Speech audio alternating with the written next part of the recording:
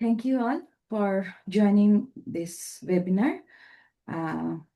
Welcome on behalf of Acumen Heaven. I am Dr. Sharmin Nasrin. I'm the president of Acumen Heaven. Before we go into our real presentation, Dr. Fahim Sufi is here, who will be talking about AI in disaster and crisis management. I just give a little bit introduction of our organization. Acumen Heaven is a non-profit organization. It is registered in USA, and our main mission is to empower youth, school, and underserved communities to take climate action through education, research, and community-led innovation, building real solution for a just and sustainable future. So our main vision is to nurture a new generation of leaders who build a better world while tackling climate change head on. We believe in empowering individuals with the tools and mindset to create lasting change for people and planet. Uh, Thank you again to everyone. And before we go into presentation, I'm asking for apology because we are starting a little bit late. We were waiting for everyone to join, many people to join. So now I will give a little bit introduction of our today's presenter. He is Dr. K. Fahim Sufi. Dr. Fahim Sufi has served as a top-ranking executive in US as Chief Technology Officer for Quest Institute. He is Deputy Director, Information Management in Australia, Government's Australian Department of Defense. He is Section Head, ICT Policy, UAE Federal Government, and also many more. Dr. Sufi is a distinguished individual equipped with a remarkable academic background that includes the prestigious Best PhD Thesis Award from the esteemed School of CS and IT at RMIT University in 2011. In addition to his practical contribution across the globe, he has actively collaborated national and international educational institutions and authored over 100 peer-reviewed scientific articles renowned for their pioneering solution architectures. These works have garnered substantial recognition, amassing more than 3,000 citations. Alongside his academic influence as an editorial board member of leading international journals, he has supervised doctoral research at major Australian universities, thereby extending his intellectual impact to the next generation of scholars. Welcome, Dr. Fahim Sufi, and thank you so much for sharing your experience. And now the floor is yours. You can start. Thank you, Dr. Sharmin, for inviting me for this talk. And I also like to welcome everybody from joining different parts of the globe. So depending on wherever you've joined, good morning, good evening, and good afternoon. So today's talk, I would say it's very relevant, it's timely, and it's contextual because what we have seen in the last 2 days. Just 1 minute, Dr. Fahim, I'm interrupting you. I'm interrupting you. You are not like very audible. Can you? Okay. Yeah. Okay? Just Sorry give me about 1 that. second. Is it any better right now? Can you It hear is me? better now. Yeah, it is better now. Okay. Sorry about that. I'll keep the mic close to me so that if you feel any disruption in let me know. But yeah, what I was saying is thanks everybody for joining in from different parts of the world, and depending on where you've joined, good morning, good afternoon, and good evening. So I wanted to say, like, today's discussion, which is AI in disaster management, it's very timely, relevant, and contextual. And it's timely, relevant, and contextual because of what we have noticed in the last 2 days, the Dhaka earthquake.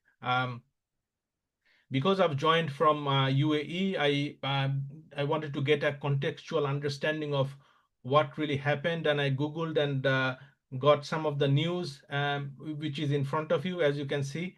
Let me know whether you can see my screen. So it's showing different news coming from Instagram, or Facebook. So the newses are coming from mainly social media, also from the news channels. And this sort of news, it gives us contextual understanding of what really happened. um, and as you can see that for this particular case, the earthquake that happened on the 21st November, there's few people got killed, multiple people killed. So it's this sort of disaster, it has got real impact on human lives. So people get killed, they get injured. There was hundreds of injuries. There was building collapsed. So we see that infrastructure losses. So all this sort of disaster, it has got a great it creates a great havoc in economy, in social life, and in infrastructure, right? So so what I was when I heard that the news about this earthquake, the first thing that I did was I did I did Googled, like, Dhaka earthquake, and you can see from my screen that when I actually looked into the when I used Google, I mean, it gives us a summary, and you can see, all the images on all the events, from YouTube, news agencies. So it gathers information from not only from social media, as you can see from here is Facebook, Reuters, which is a news channel, and so it gets data from all over the globe. And what you find interesting is that there is a thing called AI mode. So when I click here in the AI mode, you see what briefly it says thinking. So Google uses AI to ingest all the news that we just noticed. It's coming from social media, news channels, BBC, everywhere, and then giving us a summary in a contextualized way. So you can see that it says magnitude of 5.5 earthquakes struck central Bangladesh near the capital city of Dhaka on Friday, November. And then it goes on saying, like, how many, at least 10 people got killed, and hundreds of injuries, and it giving us all this detail. But the but the interesting thing to note is, like, unknowingly we are using AI in disaster. So when we are using this AI mode in Google, we are essentially using AI to get situational awareness of what's taking place. So before presenting with like a static slide, because I know that you can read the slide, so it's no point presenting. I just wanted you to give you some brief about, like, how AI is used for different tools for emergency management, for looking at earthquake, hurricane, etc. So this sort of dashboard, let me know whether you can see my screen. So this is a global disaster monitoring dashboard designed by me, and what it's showing is, like, all the global disasters. And as you can see that it shows that there have been 37 incident, causing total 80,000, over 80,000 fatalities or deaths. There's hundreds of thousands of injuries, and there is a estimated damage, and this damage is coming from infrastructure, monuments and whatnot. So this sort of tool, the situation awareness tool, it allows the decision makers to make data driven decision and evidence based policy making, right? So and this tool is named differently by different people. So it's like emergency management, disaster risk assessment, early warning system, emergency response planning, situation awareness, whatever you call it. So what interesting about this tool is actually, um, there are multiple reports, as disaster happened. There is reports published from BBC, from CNN. As you can see that in here, it's a CNN report. And when all these reports gets published, the tool autonomously acquires those information and uses AI to understand key information, like key information meaning how many death occurred, how many people died, how many people injured, and what's the damage, uh, then the what's the infrastructure, loss of infrastructure, right? So all this information, AI uses the news to automatically get extract information from the news, analyzing hundreds and hundreds of newspapers, and then give us a visualization of what's taking place. So in this particular case, when we click on hurricane, all the hurricane related events gets selected. If I click on earthquake related event gets selected. Flood, volcano, drought, whatever, wildfire. So you can slice and dice the data in different way. You can also see different classification. So AI also categorizes this event based on how many fatality occurred, how many got injured, what's the damage. Depending on all those aspects, it also categorize moderate level severity, high level severity, as well as critical level severity, right? And when I click on any of these events, it tells you how many fatalities occurred, how many got injured, where it happened, and what type of event, it's a flood or something. And it also shows you on the bottom, like, where it got the news from. So this particular case, catastrophic flooding in Libya after dam collapse, and so this was in Reuters, the news. So if I click on any other um, source, you can see that it consumed this, it got this news from multiple sources. For this particular case, three different news reports, Al Jazeera, CNN, and BBC News. And AI autonomously analyzed all these news reports, and it extracted key information like how many fatalities, how many injured, how many damage caused, and infrastructure wise, how many buildings destroyed, and things like that. So this is, it's showing you a glimpse of how AI can be used in managing disasters, specifically for evidence based policy making and data driven decision making, right? And this particular example, this particular tool, as you've just noted, it's actually getting the information from the news channels. We can also get the news from social media, because if you look at it, currently, when something happens, people takes out their phone and then takes a photo or video or post it in the social media. So which is not a good practice, but it gives the policymaker a situational understanding of what's happening around the globe. So when someone posts, if there is a earthquake happening, multiple people we've seen in the last few days in Facebook, like people posting from their camera feed, right? So video feed, like during the earthquake, what are the destruction taking place, that sort of thing. So this gives us a situational awareness. And this, we can have a tool like this. This is also another tool, disaster intelligence system. It's powered by real-time emergency management dashboard and designed by me. And what you see here is very interesting, because if I load it, you will see that there are many social media posts, 131 to be exact, for this particular case. And what it's doing is looking at all the social media posts. So for example, there is, in a minute, there are like millions of social media posts from Twitter, from Facebook, from Instagram. And it's almost impossible for a human being to manually read and contextualize and understand what's happening, because it's impossible to consume so many posts by a human being. So that's where AI comes into our help. So we use AI to look into all the millions of posts right now happening around the globe, and then understand the context. And when I say AI, there are multiple algorithms being used.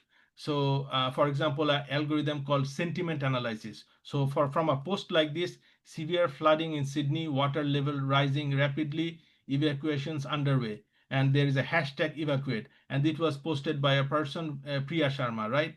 And then sentiment analysis analyzed this particular text, and then tagged it as informative. So the algorithm sentiment analysis, it understands the sentiment, and then it can tag them as informative, it can tag them as concerned when people are concerned, uh, urgent and things like that. So sentiment analysis tags autonomously tags all these millions of posts, and tags it as whether it's informative or urgent or critical and that sort of thing, right? There's also another bunch of algorithm, we call it topic analysis or LDA, which does a different sort of thing. So from this particular post, severe flooding in Sydney, water level rising rapidly, evacuations underway, we can see that topic mining or topic analysis algorithm, it understood the theme of this post. So the theme was this is talking about flooding, it's talking about water, it's talking about submerged. So sentiment analysis, it understands the sentiment of the post, whereas thematic analysis, topic mining, LDA, it understands the theme of the post. So this particular theme is related to flooding. So if there is any post, for example, this social media post published by Muhammad Rahman, whiteout condition in London, power outage affecting this many residents, right? And it's talking about whiteout. The algorithm, it find out whiteout meaning is talking about snow. So LD algorithm or topic mining algorithm in AI, it's understanding, classifying this particular post as snow, ice. So if there is, you can see that all sorts of posts, all these algorithms are in action and understanding the sentiment. It's understanding the theme of the. So, for example, this particular post, major seismic activity detected near Los Angeles, magnitude of estimated 7.5 earthquake. So it understood it's talking about earthquake. So the theme is seismic tremor aftershock, right? So this is showing AI in action, right? So other than sentiment analysis, topic analysis, there are other algorithms called named entity recognition. So named entity recognition, it understands the place that we are talking about. So for example, this particular post, it understood that this is talking about Los Angeles, and Los Angeles is situated in US. So it so that all AI uses it's a NER algorithm to find out all the location where it happened. So AI can work on this social media post. It understands where it happened, how it happened, when it happened, all this critical information. It structures it, and then we can see it in a map like this. And then when we click on it, we can see how many casualty, how many injured, how many displaced, how many roadblocks, and it's all coming from AI, analyzing millions of social media posts. So as we are talking, there are many posts happening, right? And it's almost impossible for us to manually look at those posts, but AI is always in action. It's actually going through this and then creating this sort of analytics for the decision makers to make evidence-based policy decisions, right? So we talked about, for this particular scenario, we talked about many things like, sentiment analysis. We talked about not only sentiment analysis, but also we talked about NER, that understands the location. We also talked about the LDA that understands the theme of the post, right? There are also other algorithms called category classification. So these algorithms, part of AI, it understands which category of disaster these posts are talking about. So when I click on wildfire, you can see the this particular post by Emily Johnson. AI classified that as wildfire, fire, and it's happening somewhere in Mexico or something.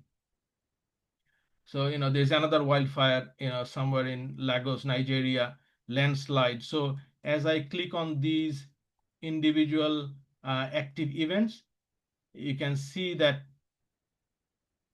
all the data coming from social media and AI analyzing it and tagging it with multiple algorithms autonomously without any human intervention. So when I click on hurricane, you can see that hurricane related information coming up in here. So tsunami, uh, tsunami related information is coming up in here, and how many casualties, how many injured, displaced. So you can see that when we are talking about social media, it's not always bad, because social media, it gives indication of what's going in different places of the globe, wherever there is not accessible, we might not have available sensor or weather station in that particular area, but if people are posting tweets or something, we understand what's going on. And this can be used by the emergency planner, the rescuer, to conduct rescue operation, to conduct risk assessment, disaster risk assessment, and whatnot. So we talked about different algorithms, classification algorithm that classifies the disaster into different type of disaster: earthquake, volcanic eruptions, drought, everything, hurricane. Um, we can also do lots of other impact analysis. In here, in this window, we can see that the different type of disaster, the distribution, how many landslide occurred, how many percentage of earthquake, how many percentage of flood, tsunami, drought, etc. And as I mentioned before, that AI can classify these disaster by severity. So how many critical events, how many medium level events or high events, and most importantly, geographic distribution, how many event occurred in USA, UK, and we can see in Bangladesh there is one event. So this is all using social media feed and using AI and using particular algorithms in AI to understand, extract meaningful information and presenting that in a meaningful way in here. Then we will look into another case study, and it's related to cyclone. So we can see the simulation in here. As the cyclone happens, and generally when we click on any type of cyclone, it tells us the name of the cyclone, the wind speed associated with the cyclone, the air pressure, and then based on all this detail, the AI estimates the category. So it's a category 4 event, and then AI goes ahead and find out detail about where this cyclone is at the stage, with the sensor, where the cyclone is currently located, and how many people are situated in that area. And based on that, it gives us a risk impact, AI impact prediction. So how many predicted lives at risk. So in this particular case, 4,000, it's predicting 4,000 lives as risk, at risk. And how many infrastructure damage are we talking about? It's showing 42,000. In terms of property loss, what sort of money are we talking about, in terms of the loss of property? It's showing you that economic impact, affected population, everything. So AI is doing impact prediction based on the live cyclone. So this is a simulation it's showing you, and because it knows where the cyclone is moving or headed towards, it can also দেখো তো আমি joint হয়েছে indicate. নাকি? Hello, does someone has got any question? I think এটা someone ভুল করে বলে ফেলেছে, আপনি কন্টিনিউ করেন।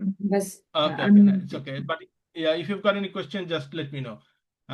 Happy to answer all your questions.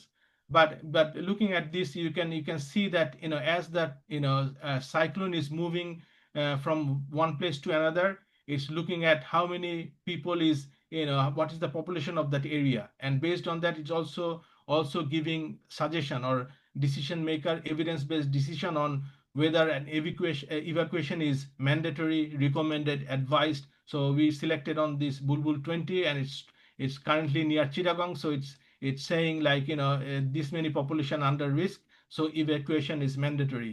And for Bola, it's recommended.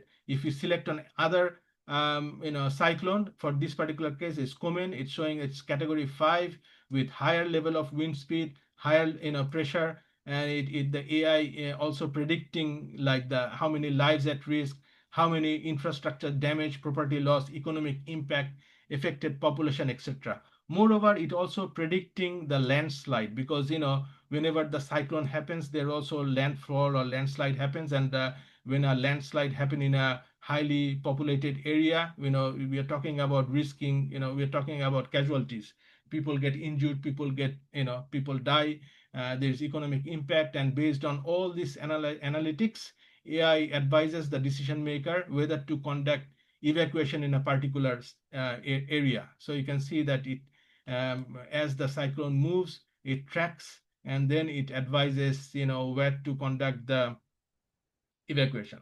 So rather than going through different slides and everything, I just wanted to give you some of the detail, like, in terms of how AI is used by the decision maker for tracking, um, different type of disasters, pretty much. These are used for emergency management, disaster risk assessment, early warning system, emergency response planning, situational awareness, whatever you call it. But the aim is to use AI for benefiting people, like to save lives, to save infrastructure, and save the loss of economy. So these are all these the three, the demo that I've presented, the case studies that I presented. The first one was using data feed from the newspapers or the news agencies. The second one was getting data from social media feeds like a Facebook post or Twitter and things like that. This one is using directly on the sensor, and then this is something that we have developed and is currently being used by intelligence agencies, and this is based on real data. So as I mentioned before, that it's almost impossible because there are like hundreds and thousands of news coming out, and whole lot of things happening, whole lot of events happening around the globe. So this is a tool called Jera, and it uses global newspapers uh, to understand what's happening in terms of disaster, accident, and crisis around the globe.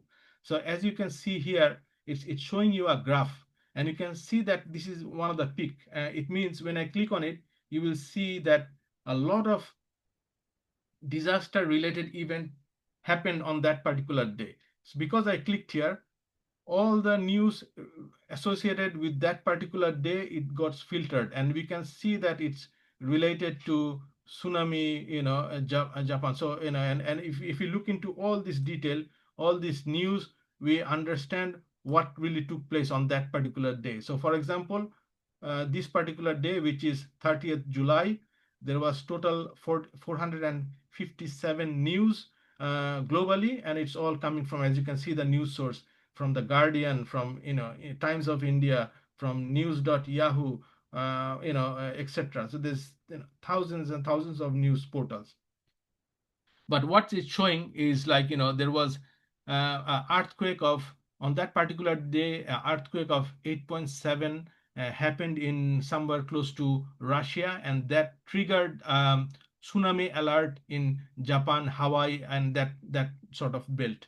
So so if I click on the next peak, which is on July 7th, we see that there have been lots of news from the Guardian, from MSN, from Scientific Americans, Fox News, CBC, CBS News, Benziga, and it's all of them are talking about, mainly about Texas flooding that killed like more than 100 people.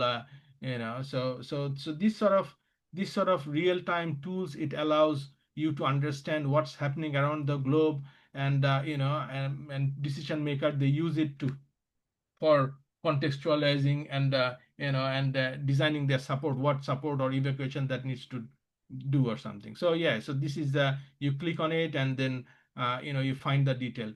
Because our today's topic is about disaster, we just filtered on the disaster, but this sort of tool, it actually tracks everything around the globe. So you name it, it could be around disaster, it could be about public shooting, politics, crime, safety, or something. So so as things are happening around the globe, this sort of tool, it gives you situational awareness. So I think with all these tools and techniques and and live solutions, I've given you a very high level indication of how AI is being used to track decision. It is a fascinating area. It's so, for example, I regularly use AI to generate automated content. So for example, this is it's showing what really happened yesterday, day before yesterday. So AI used this intelligence from all these tools, and it uses AI like GPT to summarize what happened in Australia, what happened in Spain, what happened in Cuba, United States, and it also gives the link to that. And this is published autonomously by AI. So this is so if I Google,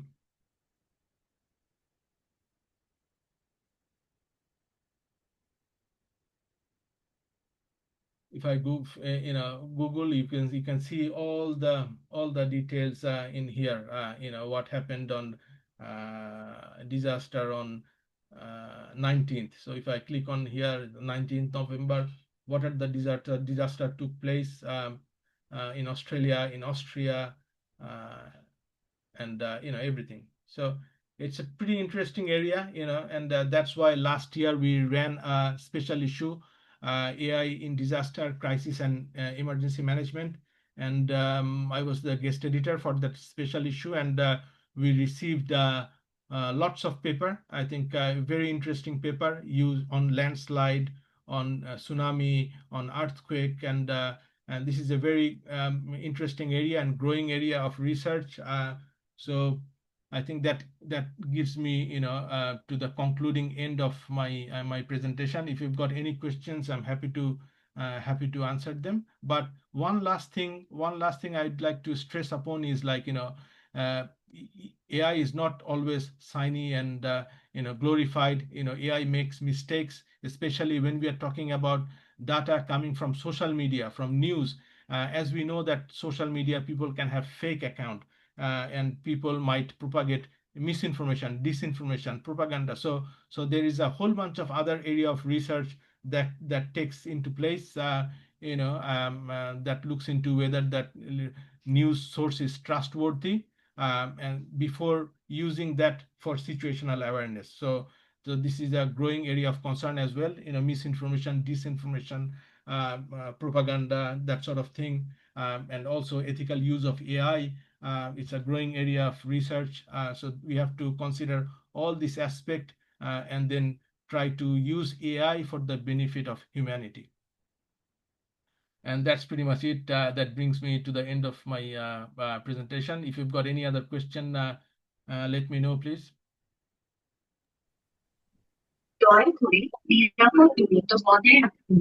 Thank you, Dr. Fahim Sufi. It's really interesting and very amazing presentation. And yeah, if any of you have any question, please do ask him. Assalamu alaikum. I have a question. Walaikum assalam. Okay, please continue. This is Fahim. This is Fahim Shahrukh. I am traffic engineer, and I do job in Bangladesh.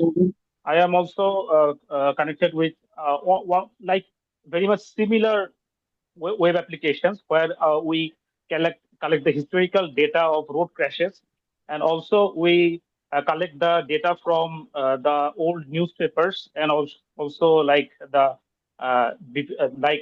data coming from today's world, like the newspapers and also other things. But we are facing the problem, like the reliability of our taking data. In case of the reliability, we have taken the initiative like the four-eyed coordination. Like four-eyed coordination, the person who was present in that place, the highway or traffic police, the news coming from that source, and also like from social media, and also from the historical data or other sources. But mainly these four are my primary sources of data. Now we are working on the North-South Wales road crash data and their historical data we are working on. But if you can just add the authority of the concerned area, that will be much more reliable, I think. Yeah, of course. So I think in terms of validating the data, especially like, if so there is two different things. Data can come from valid sources, like as we mentioned, like, people who are present in that area, and then you use four eyes and stuff. This is a very good approach. But other than that, there's generally well-reputed news sources like BBC, CNN, or in Bangladesh, whatever the trusted source is, it could be also valid info, provide us valid information. So I'd like to share, a few cases like that.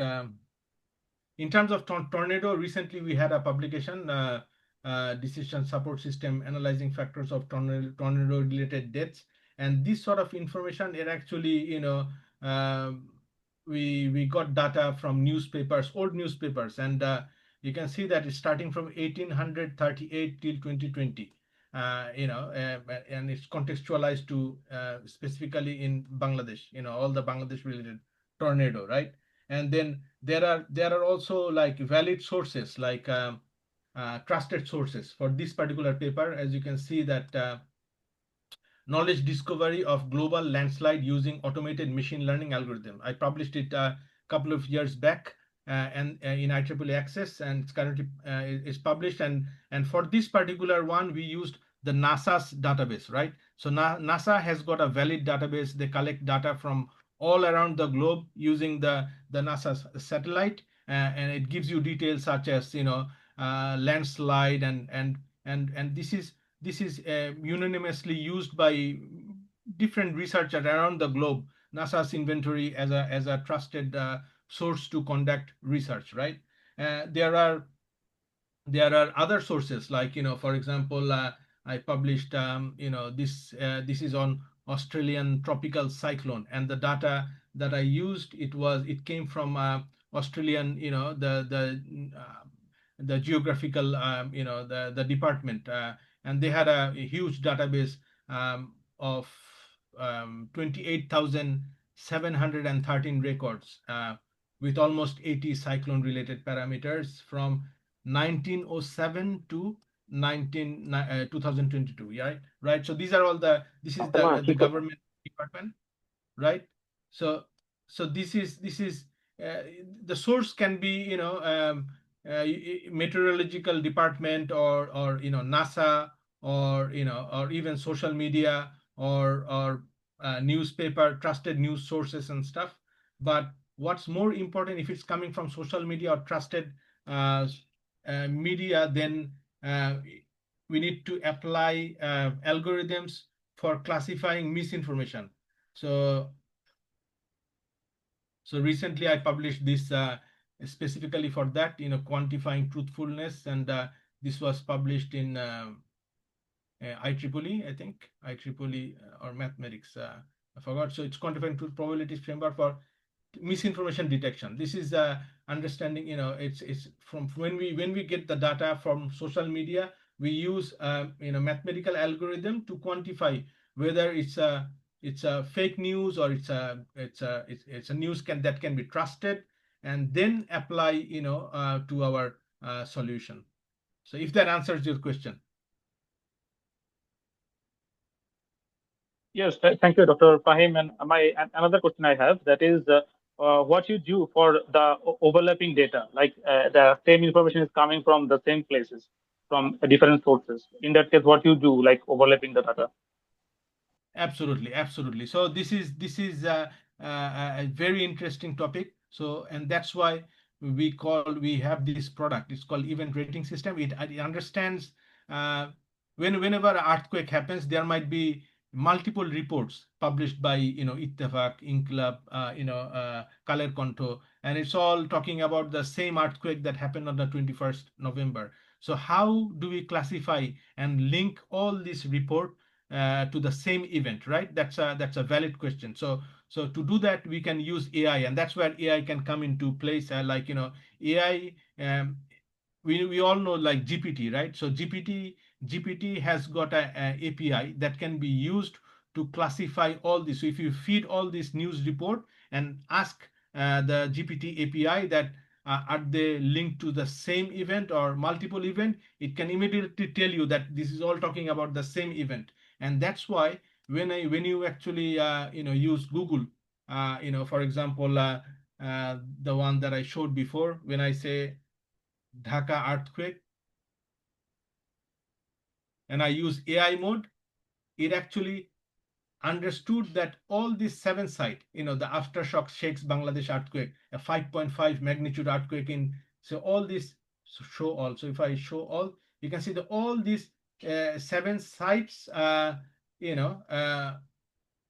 are linked to the same event. So in here it's giving you the summary. It's talking about the same event, the event that happened on 21st of November, killing 10 people and injuring. But these are the multiple reports published by multiple authority, and Google use AI to link them to a single event. Does that answer your question? So thank you. Thanks a lot. And I wish very good for your project. Thank you. Thanks for your question. Really appreciate it. Okay, I think Isam Firdaus, you want to ask some question? Yes, I want to ask from the perception of public. আমি এটা বাংলাতেই বলতে চাই। আমরা যারা সাধারণ মানুষ আছি, I think there are some participants from yes, other parts okay. of okay, it's better. Sorry. Okay, okay. I can see it. Acha, okay. How the general people or common people can use AI, like you people that you are using like as an expert, you know how to develop the system and how to use the system. But how a common people take the advantages of AI, of this system that you have developed? Is there any access for a common people here? Absolutely. So for example, I think in future we can use this platform that Dr. Sharmin is using, to present this content. We can use this platform to, conduct some training on AI going forward. I think it's a very good idea. I'll be happy to do that. We'll take some preliminary courses, and then we will go from the very basic, like in terms of how AI can be used. And believe me, this is AI is not a magic. I mean, it can be used by anyone pretty much, not in the area of computing or anything. So there are multiple tools, like in our regular life we always use ChatGPT.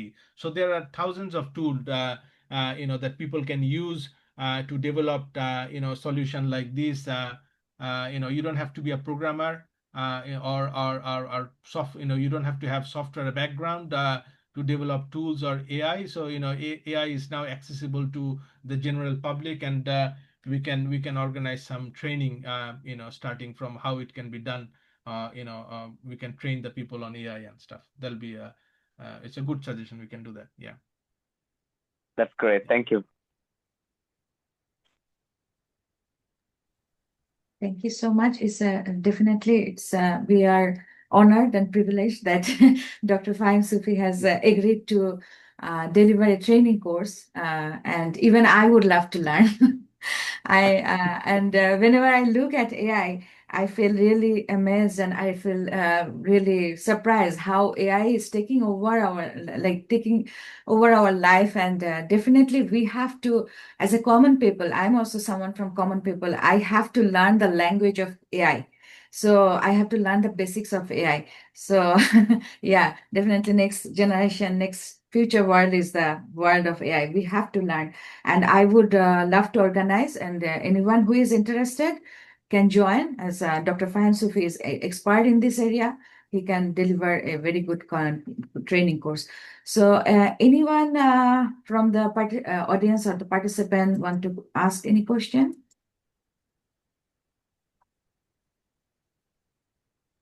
You can ask in your own language. Yeah, you like can ask. Bengali. Sorry, even you can ask in Bangla. That's fine, no problem. We will translate it for. বলতে পারেন, কোনো Yeah, সমস্যা নেই। we'll translate for like people from other countries. Yes.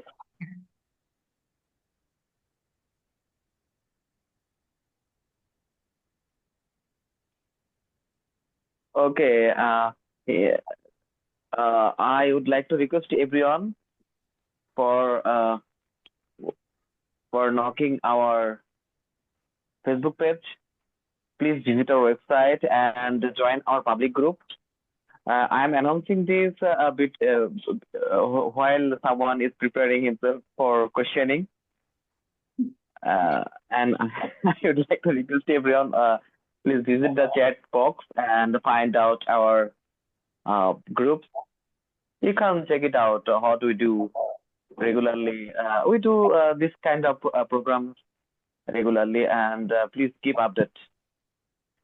Yeah, it's our even like okay. Before next question, I would love to announce our next webinar because this is our webinar series, expert opinion and knowledge sharing session. So next webinar will be on December 30th.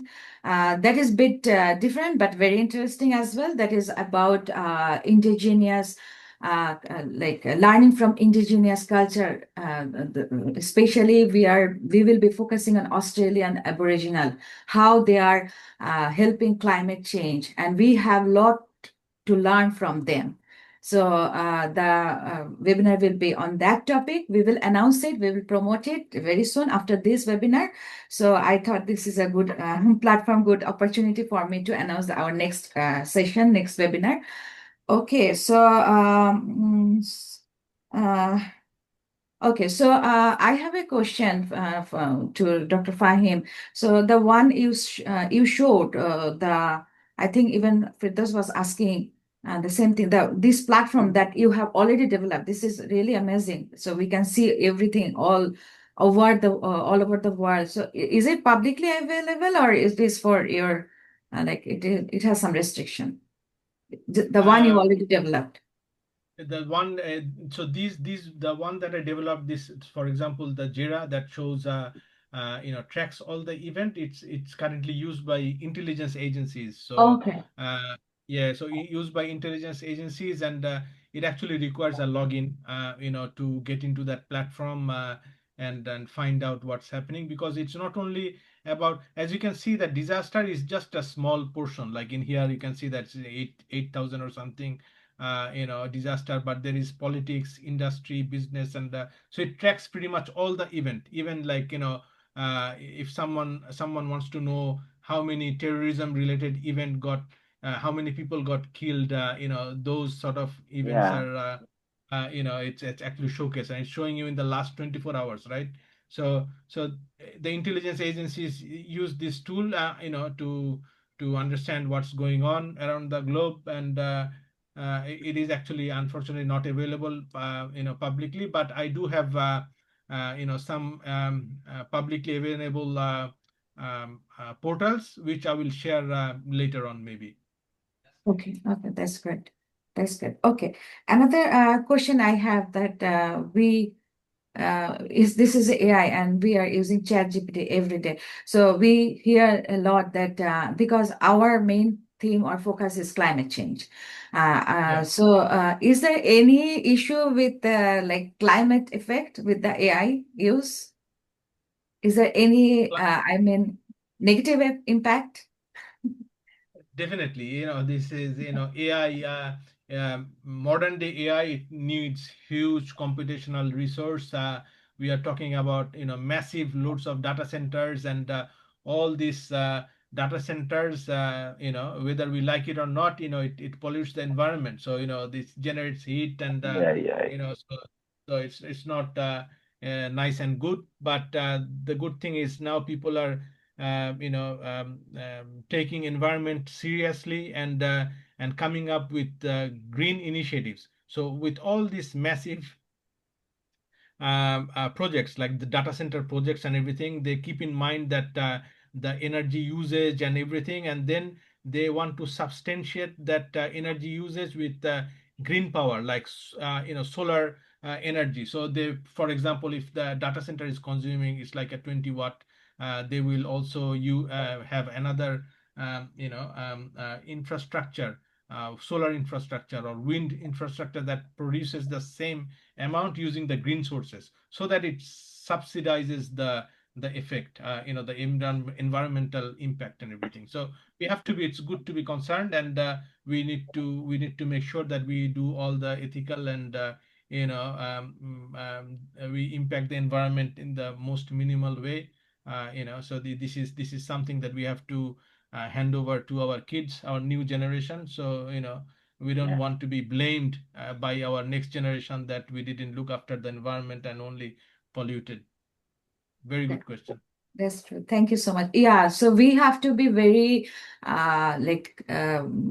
careful about, because AI has a definitely is helping climate change prediction. Climate change is a disaster, so altogether it can be a climate change topic. So it can predict, manage climate change disaster, and also it can have negative impact if we don't use it carefully, if we don't use it responsibly. So we have to be taking care of that from now on.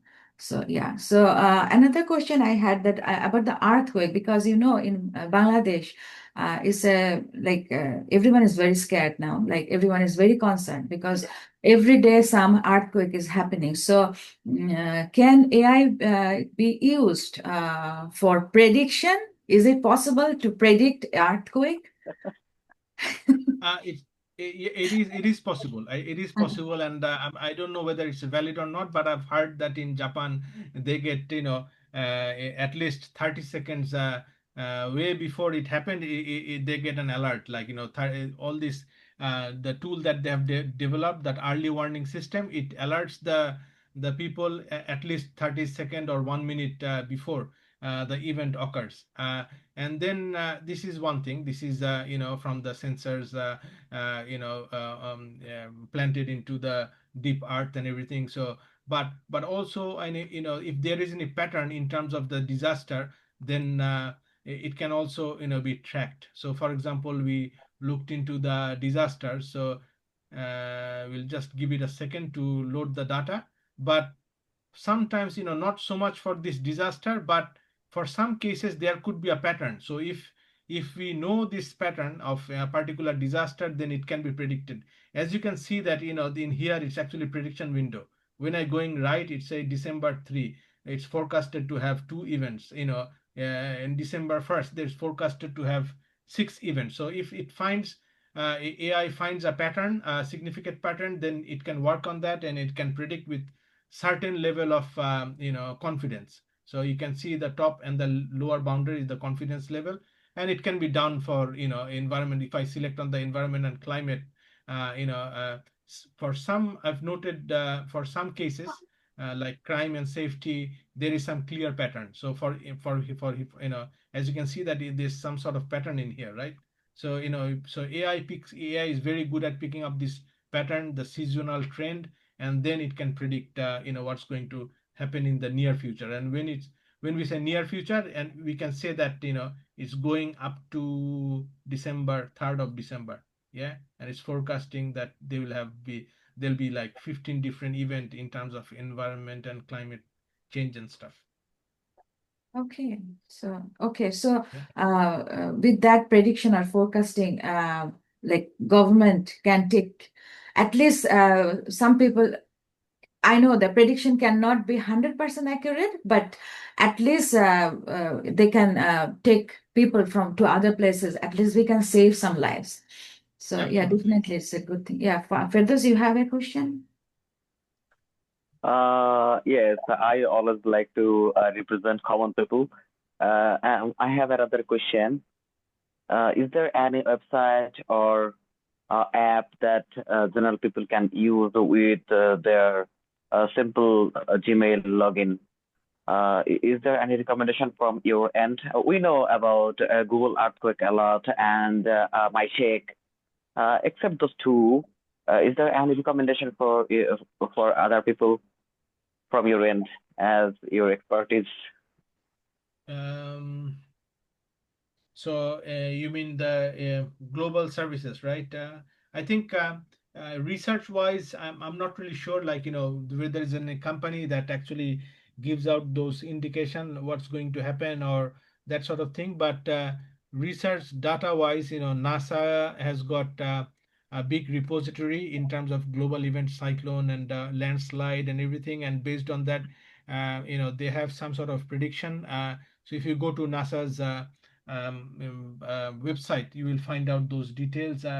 when I was publishing in that particular area, I mean, I came across multiple NASA database and data sources that can be used for prediction, as well as getting the data for doing the research and stuff. Yeah. But in terms of the company that or individual organization that gives out those news, um, I can't actually think of any at this moment. Yeah. Okay, thank you. I think next question will come from Tahmid Ashraf. Yes, can you hear me? Yes, we Yes. can. It's loud and clear. Yeah, hello, Mr. Fahim. Hello. Hello, hi. Thank you, Firdaus, for inviting me. It was very interesting to hear your conversations. Okay, basically, I have a question, and that is, I've heard this term a long time ago. Everyone is talking about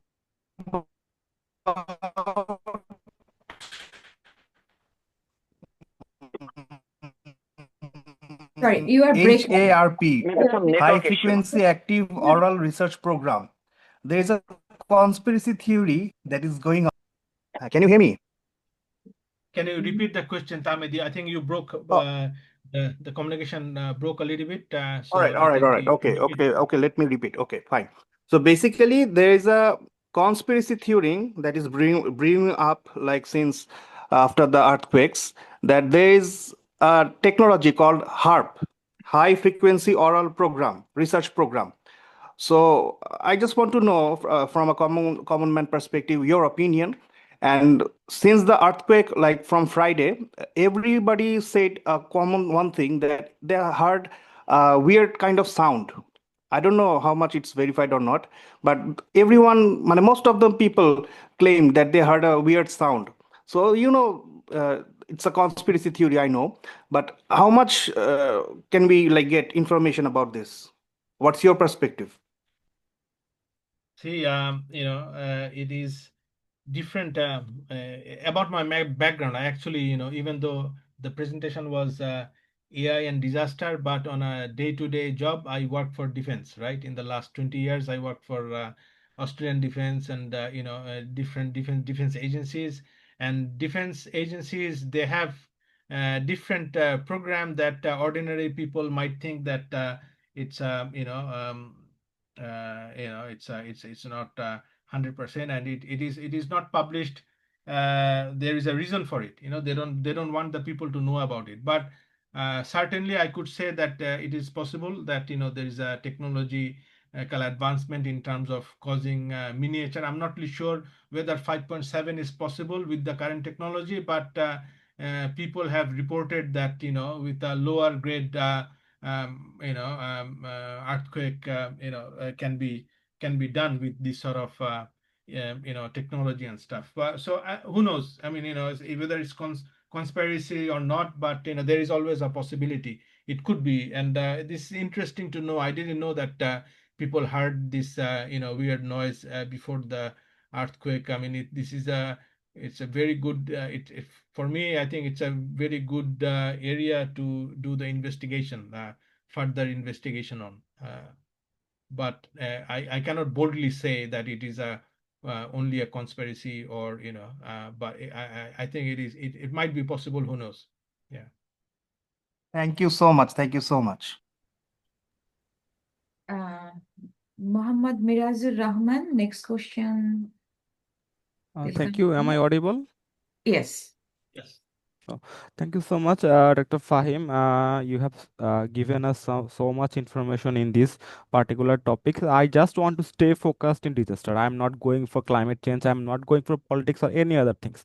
The thing that you have said that Japan have the technology to forecast. You have said that earthquake, but it's not. I don't know how it is possible because the Japan and the Pacific Ocean is the most active regions in this world, and they have the thing that is called that ring of fires, and they are always shaking. So it is easy for them to forecast their earthquakes on any other activities in those regions particularly. You know that one only thing that the previous the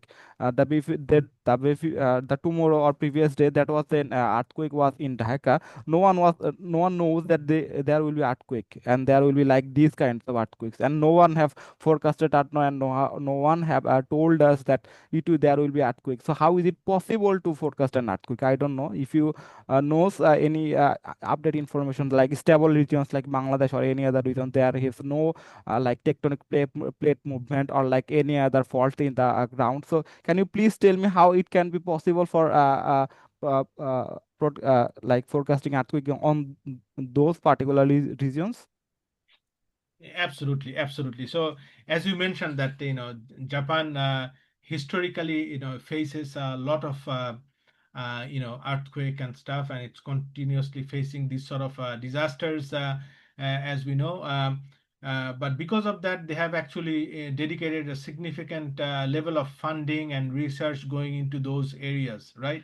And they have developed, so all this earthquake, when we are talking about prediction, we need to get the data, and where the data comes from, it comes from the sensor, like what you see here, this the one that you've got in on the screen. It's actually tracking a cyclone, and it says like wind speed, pressure. How does it know the wind speed? How does it know the pressure? So there are different sensors, the particles, like whenever there is tornado or things. I don't know whether you've seen the movie Tornado or the Twister. I think the group of scientists, they go inside the twister, and then they actually throw this sensor that goes on the top of the along with the cyclone. It tracks the movement of the cyclone. So we are talking about these sort of sensors, the sensors that need to be placed, that gives the scientists the data to predict, right? So Japan has this because of the historical reason, they have mobilized funding, research, and everything, and they have developed all these sort of required sensors to be placed upon different places of earth and everything, to find out the tectonic, the plate activity and things like that. So for Bangladesh, it's pretty new. I think Bangladesh historically we haven't had that much, as far as I know, that much of earthquake. But I think the Department of Meteorology and Weather Bureau, they really need to look into those and invest in terms of having sensors put in place, and so that data can be then harvested and prediction can be made, right? Yes, thank you so much for your valuable insight. So I want to know one more thing. I have worked in the rural areas, like remote areas of this country, in particular country. This is a country of disaster. And it's in when we are young, we have taught that Bangladesh is a disaster-prone country. Am I right? So in those Yeah. parts, when I was in the coastal areas, or like in the where the cyclones are very frequent, so I have found that when the event is going to happen, there will be no electricity, no internets, and any other equipments that can be needed for the who are working on those particular areas. The the people who are going to help the other people, or the government, they want to do some good thing for the people where the disaster has already taken place, or like a big cyclone is already happened in there. But how do you think those kinds of things that you are shown in the presentation, that you have there will be some you have told us that there are some measures, or like permissions, or like accounts, and they are needed for those websites to go and visit those data. So how can those data, or like those information can be useful for those people who are going to face a cyclone, or like any disaster? Very, very good question. This is a really good question coming from you, and you mentioned that you've worked with the metropolitan thing. So this is actually a area. This should be an area of concern for the whoever in charge of the looking after the metropolitan or the weather bureau and everything, to have the systems, the required systems in place, right? So in our research, I didn't actually go through. I had prepared slides that I planned to go through, but I later on realized, rather than reading, reading slides from the from the slide deck, and then I just wanted to showcase the actual application, right? but but there have been lots of research in terms of developing these tools and techniques, and these are the tools pretty much we are talking about. Like there is a and these tools can be acquired by the government agencies, meteorological departments, weather bureau, and even the town planners, right, to find out where the next landslide is going to be, and what would be the impact. And this is actually for this particular research, I used the global data set, but I also had other uh, landslide papers. Not this one. I think I had other landslide papers that's only looked into Bangladesh, right? So so I have many publications in this area, but this is essentially a tool that actually finds out, like the different parameter that can predict in that particular area, like how many deaths can happen. So it looks into things like longitude, latitude, the rainfall, the quantity of rainfall, the season, and all. Looking at all those aspects, it can predict where the next landslide is going to be, and how many people could be injured or die. And this the purpose of this type of tools and research is to educate or give the decision maker the ability to perform evacuation and things like that, so that human lives casualty doesn't occur, right? So I think this is the government agencies, the government departments running in the Department of weather or bureau, they can meteorology department, they have to look into those tools and techniques, and make sure that they have the knowledge at hand that supports their data driven policy making. Thank you so much. So, talking about landslide, can I ask you something? Is it Yeah. possible to forecast about sinkholes, like they are happening frequently around the world? Is it possible to forecast them? Absolutely, absolutely. Because you know, other than working on the cyclone, tornado, um, uh, uh, this is, I think, this is for Bangladesh, right? Yeah, this is, yeah. So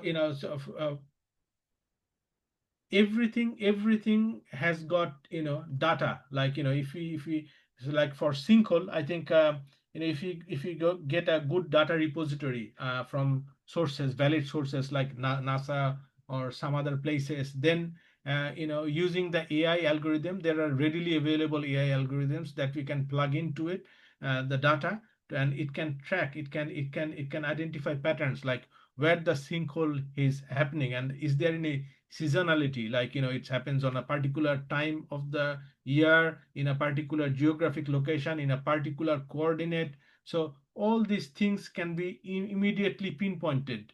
So AI algorithms can identify all these factors, and if there is any pattern, certainly it would be able to predict where the next sinkhole is going to be. We have to remember that it's all tied up to the data. So using the data in the right way, using the right AI algorithms, we can do magics.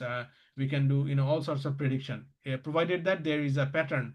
And these often this pattern, in with a bare human eye, we cannot see these patterns, and that's why AI specifically help us. It goes into the nitty gritty of the data, even the most subtle pattern, if there is any, that we overlooked as with the human eye, it can pinpoint, it can identify, and based on that, it can predict what's going to happen. Does that make sense? Thank you so much for your valuable insight. It is very good for me. Like I have learned a lot of things from you. Thank you so much again. Pleasure is mine. Thank you. Thank you, Raj. Is there any, okay, before that, Dr. Fahim, could you, because I think many participants or many people here are working in the disaster related job or like in that area. So can you name some of the data source that are publicly available, such as NASA or any other, so that they can use it, because it's really data dependent AI. So that's why I'm okay. Absolutely. The first point, I think generally I get the, so for example, I go to the Bureau of Meteorology in Australia to get Australian data in terms of bushfire and all the Australian cyclones and flood and everything. NASA is another good source. So there's plenty of sources like that. And most importantly, we can, now that I mean, I'm talking about like 20 years ago when I was doing my research, when it's prior to the GPT era, right, when there was not chat GPT. But now I think we've got a good tool at hand, chat GPT. If you ask chat GPT about certain data, it can tell you like where particular data can be found out and everything. But Bureau of Meteorology, the Weather Bureau, these are a good source of getting the data, along with NASA. And the European Union, say have got space agencies. They also have, good repositories of, the weather related data and things like that. And the other good thing, I think I think there was one question about how a common man can use, AI and stuff. I just wanted to tell you that, you've got GPT in hand, and with the GPT, you can do a whole bunch of things right now, which was previously taking like hours, or it was complicated. But with GPT in hand, it became very easy. And it can tell us, GPT can tell us a lot of things, like where it happened, how it happened, and everything. And it is a good place to start. I was looking for a particular paper, but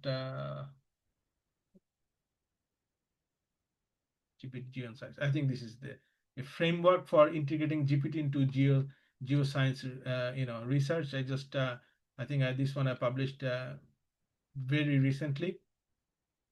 And as you can see that it tells you how GPT can be used in terms of environmental research. So in this, sometimes data is very, it's not available right away. So GPT can generate synthetic data, which looks like realistic, and this synthetic data can be used for doing many research and everything. So in this paper I talked about like how GPT can generate not only the landslide data and realistic looking landslide data for research purpose, but also it can generate like other source of data and help us in doing our research and everything. So when we talk about GPT, it's not only the chat GPT that we are using, we are typing what is this and everything. For the programmers, chat GPT can deliver what we call API, and this API can be plugged into any tools of choice, like the one that we seen before, the disaster monitoring scenario. So on the back end of it can use a chat GPT like interface. It can ask query to the chat GPT and plug in the result programmatically on the front end. So there are different ways of harnessing the power of chat GPT and technology like that. But chat GPT being available to everybody, it's a good place to start, I would say. Thank you so much. So this synthetic data that GPT is generating, that is very much similar to actual data, like that can be used as research purpose. Absolutely, and that was the whole point, because we generated the data, and compared with so we talking about the data, this is some of the links, right? The NASA, where this link provides the NASA fatality, the landslide, NASA injury. There is Chittagong data is available in this, right?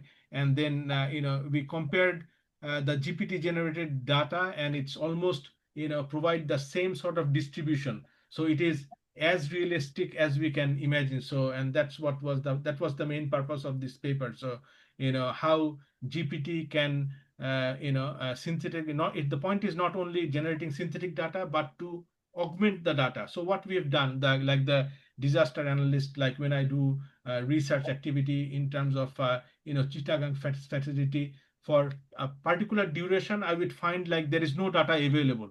No data available, meaning it could be the data was lost, or people who are collecting the data, they forgot to plug in those data. But AI, to work with AI, we need a consistent data. We cannot have like this much hole in the data, a data gap. It would give us a rubbish. So it's like rubbish in, rubbish out, right? So GPT can solve that issue. It can look into track those the snapshot of data that we have available for certain period of time, and it can identify the gaps, and then it can plug in the synthetic data so that other AI algorithm can work seamlessly on that data for giving prediction and whatnot, right?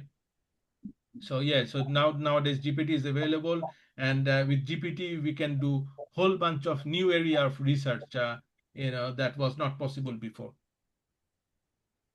That's really amazing. And yeah, so there are a lot to learn. And yeah, definitely GPT is like going to do a revelation in every sector.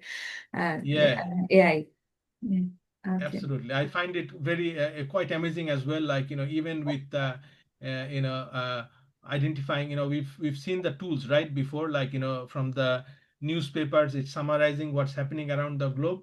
Yeah. And to do that on the back end, I use, this is a this paper was published in mathematics. It's a Q1 journal. And that's why it looks very technical, because it's mathematics journal requires a lot of mathematics. But the point is, this uses GPT to find out, contextualize, from the newspapers, like, what happened, where it happened, how it happened, that sort of thing. So, so we used GPT, plugged GPT into this, and then we got a very good, highly accurate, I would say. It's almost 95% accuracy, so yeah, this GPT is very. So I use for this particular one, I use GPT 3.5. So for classifying the disaster. So yeah, GPT can help us in our research in terms of disaster and emergency management. Thank you. Thank you so much. And is there any more question? I know, like, we are really enjoying it, Dr. Fahim. That's why we have many questions. And is there anyone, even you can ask in Bangla. Sorry, I don't know other languages, so I cannot. So just Bangla or English. If someone asks in Bangla, so we will translate it for other people, those who doesn't know Bangla. And if there is no more question, we have to conclude here. So just I want to yeah, ask one question. So if you can allow me. Yes, yes. please go ahead. Thank you. Thank you. The purpose of ChatGPT is generated data is to is to fill the gap of the data that is actually missing or not available, something like that, in a set Yeah. of data, in a set of data. So, what is the percentage or the gap percentage is allowable for the accurate prediction of that data set? So, I think I have clarified my question. Yes, it is very clear. I understand. So what you're trying to say is, like, it actually depends on the particular AI algorithms that there are like hundreds and thousands of AI algorithms, and each of them are different, right? Some of them, it cannot handle a gap of, like, 2 or 3 data point or something, right? And some of them, even if you have got 100 missing or something, it can still work. So depending on which algorithm we are using, this one varies. But what we are using, GPT is actually filling those gap. It could be like, when there is generally like a deep gap of 100 or thousands of data points or something, and we are talking about 100,000 data points, and there's 1,000 missing in a particular given point in time or timeline.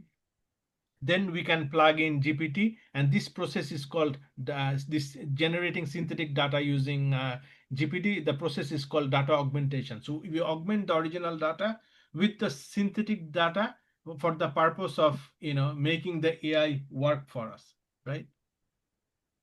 Is there any maximum range of gap which can be breached or which can be filled by ChatGPT augmented data. Suppose 10% data is missing in a certain interval or in continuous pattern.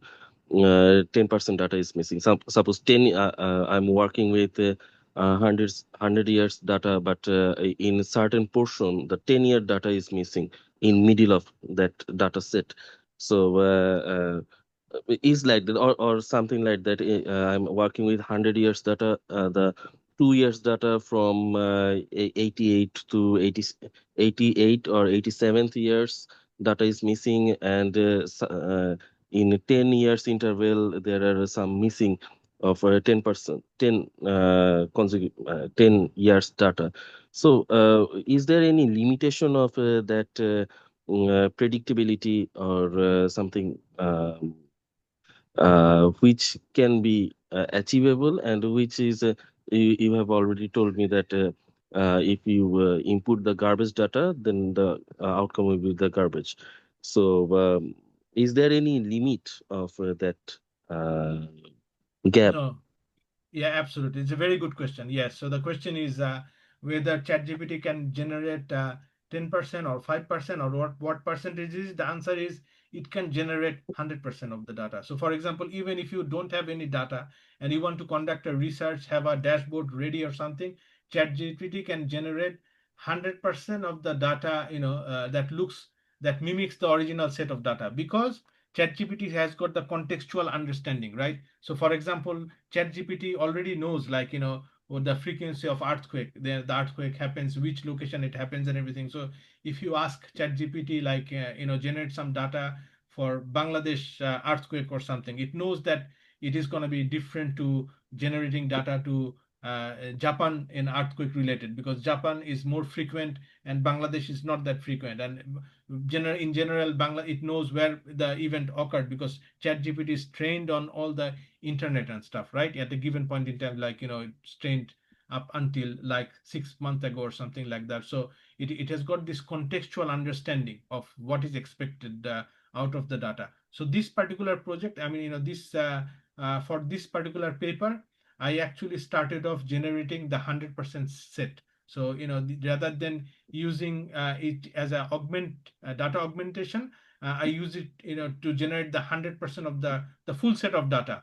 And then I compared with the set available in other sort of repositories, and it looked, it appeared to be like similar or within the range that we're talking about, because GPT has got this contextual understanding, right? So if your data set has got 10% gap or 20% gap, certainly GPT can fulfill that gap, because GPT is capable of generating like the full set, right? Yeah, So yeah, if I yeah. I can yeah understand your answer. Thank you. That is fascinating, actually. Okay, yeah thank you, and thank you for that. and no problem. And on this topic, I just wanted to say, like, data augmentation. There is also, I used GPT to generate data, augment the data. I think there was one paper that I wrote. I forgot which paper. I think this year I have like I have published, I think, 22 journal articles. So it's getting difficult for me to remember which paper is where it was published. But certainly there was one paper that I wrote this year. It's about specifically ChatGPT being used for data augmentation purpose. Control F, augment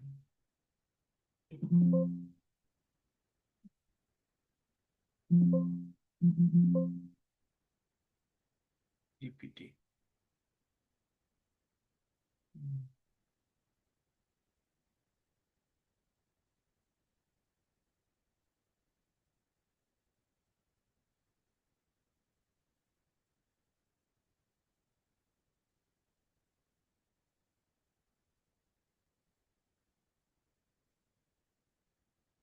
I think this I found it. Yeah.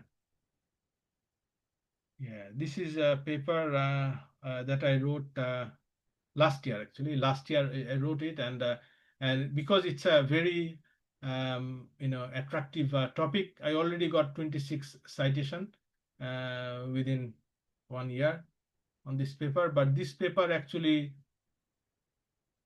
this is not into environment, but in this particular case, I used it for medical domain. So it GPT generated health related synthetic data, that helps the doctors, the physicians, or the medical researchers, right? And in here, if I zoom it, you can see that used we talked about data augmentation. So whenever there is any gap, GPT can fill those gap. And as you can see that in here, I'm using programmatically, I'm using GPT 3.5, and I'm telling it like to generate like thousands of data at one, and but if you write I need 5,000 data, it can plug in 5,000 data. If you say I need 3,000 data, you can plug in 3,000 data, depending on whatever gap you've got, right? So you can say like, if you've got a gap of, you need like 1,000 data, you can instruct GPT, to, fill in that gap of 1,000 data and plug in within your data, and thus augmenting your data set. And then this particular paper, it shows you like, how to use GPT, to specifically generate those, augment those data. So in here, the prompt that was used programmatically was generate 70 patient discharge summaries with following fields. So you have to instruct GPT like, what are the fields that you require, and how you, in the format, how you want the GPT to produce the data. So in here I said response each field separated with the pipe character, so that you've got a highly structured way, the data is represented in a highly structured way, the data, so that the data can be analyzed by your analytical tools and stuff. Yeah. So and then I compared the data, and then assess the data in terms of accuracy, and in terms of the validity and that sort of thing, right? So yeah, and this is the patient data. As you can see, like, I asked the GPT to generate discharge summary, like, when someone goes to the hospital, they get the treatment, and at the end they get a discharge summary that tells us like, what happened, how it happened, and whether the person should be going to the emergency care and whatnot. So all this data was generated, and this data, you can do the same sort of, you can follow the same sort of practice to generate data for any disasters, if you've got any gap in your data, right? That's pretty much it, I think. Any other question?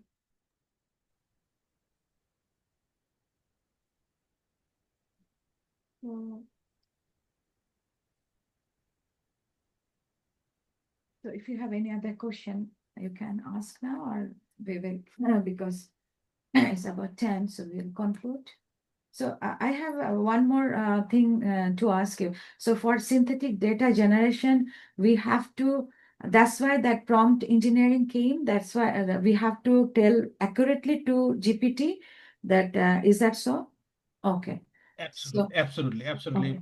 Prompt engineering is the most important part of this, and that's why, you will see that in US, I think the prompt engineers, they are hired with very high salary. I remember looking at the company Netflix.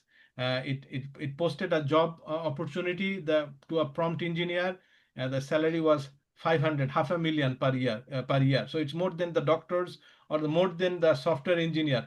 The most high profile software engineer probably wouldn't get half of that salary, but it's asking for a prompt engineer with that sort of, why? Because with a proper prompt engineering, people can nowadays do magic, with the help of GPT. The software that used to take a software engineer to make like, 2 months or something, with proper prompt engineering, a 14-year-old kid, who knows how to talk to the GPT pretty good, they can make the software in few days. So that's why it's highly played and highly sought after skill set nowadays. So I think this is another topic, prompt engineering. I think there's many courses there as well. And Yes, definitely we have to learn the language and language. If we don't know how to talk to yeah, GPT, it yeah, cannot give the accurate answer. Yeah, there are a lot absolutely. of things. I know it's very interesting. Today's webinar was really interesting, and I would love if everyone is interested, we can go for another topic based on prompt engineering. So yeah, definitely we can arrange that. And yeah, yeah. So I think you, do you have any question or uh, uh,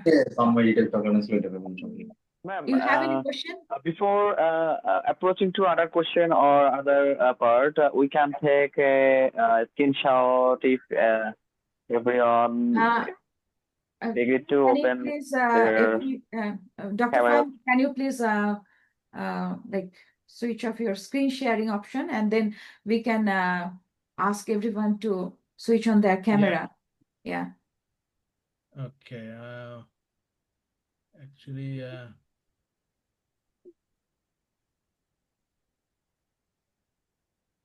how do I switch off? I actually haven't used Zoom before. I was using Microsoft Teams and the Google Meet, but Zoom is where is that option for switching it off? Can someone tell me? You have to go to share and oh no, sorry, you have to go to top of the. Okay, I can stop from here. Okay, good. Thank you. Okay, so I'm request because many people are leaving and many people have left already. So can you please everyone switch on your camera so that we can take the photo. We can take a picture.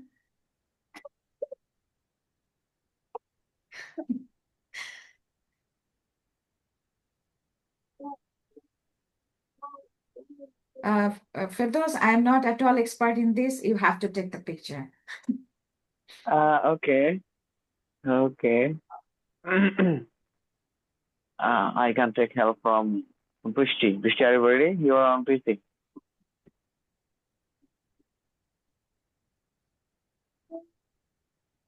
Prishti and Turjaon. Is that compulsory? I think if they are not in the Just position. ceremonial. Prishti done?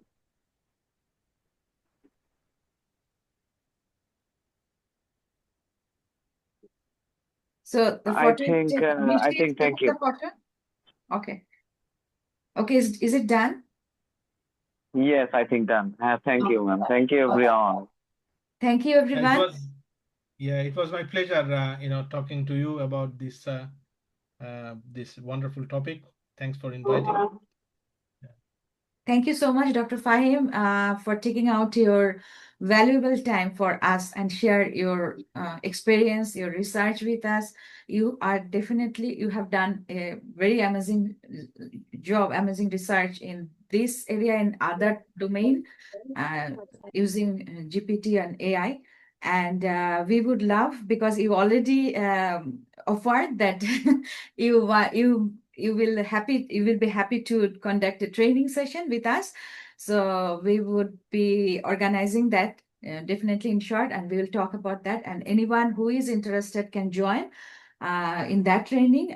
So you know that as Dr. Fahim said, that prompt engineering is the next future. So we have to learn how to talk to AI, how to talk to GPT. So it's just not like every day, like just a simple. So we have to know how to communicate with them. So definitely we will learn from that, from Dr. Fahim about that. Yeah, and I think as no one has any other question, and we are almost 15 minutes over our time, so I want to conclude here and thank you all for joining with us. And please stay up, keep in touch with us. and follow our notice board and follow our Facebook page. Okay, thank you so much. Thank you so much. Thank you, Dr. Fahim Thank you. Sufi. Thank you. Yeah. Okay. Bye. Okay, bye everyone.